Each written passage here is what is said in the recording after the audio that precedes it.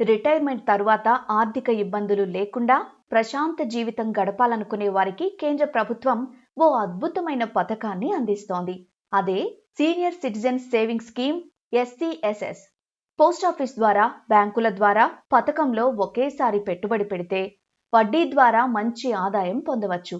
కేంద్ర ప్రభుత్వ పథకాలన్నింటిలో అత్యధిక వడ్డీ ఇస్తున్న స్కీమ్ కూడా ఇదే.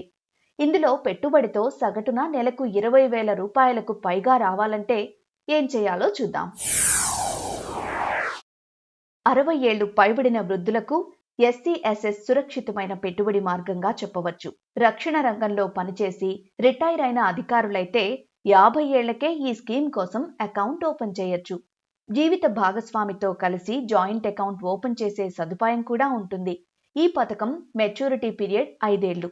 ఈ గడువు ముగిసిన తర్వాత విత్డ్రా చేసుకోవచ్చు లేదా ఖాతాను మరో 3 ఏళ్లు పొడిగించుకోవచ్చు.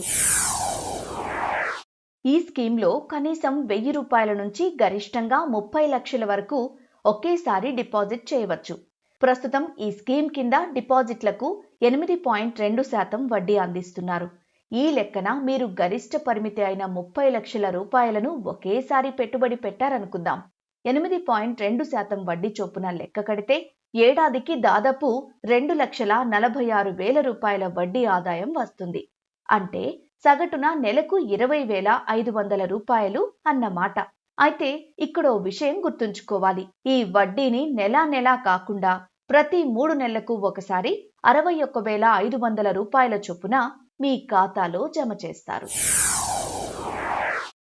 ఇందులో పెట్టిన పెట్టుబడికి ఆదాయపు పన్ను చట్టంలోని సెక్షన్ 80C కింద ఏడాదికి 1,50,000 రూపాయల వరకు పన్ను మినహాయింపును క్లెయిమ్ చేసుకోవచ్చు.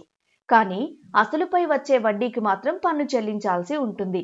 ఇంకా క్లియర్గా చెప్పాలి అంటే ఒక ఆర్థిక సంవత్సరంలో వడ్డీ ఆదాయం 1,00,000 రూపాయలు దాటితే 10% TDS కట్ అవుతుంది. ఒకవేళ మీ మొత్తం ఆదాయం బేసిక్ ట్యాక్స్ స్లాబ్ పరిమితిలోనే ఉంటే ఫామ్ 15H సబ్మిట్ చేసి TDS మినహాయింపు పొందవచ్చు.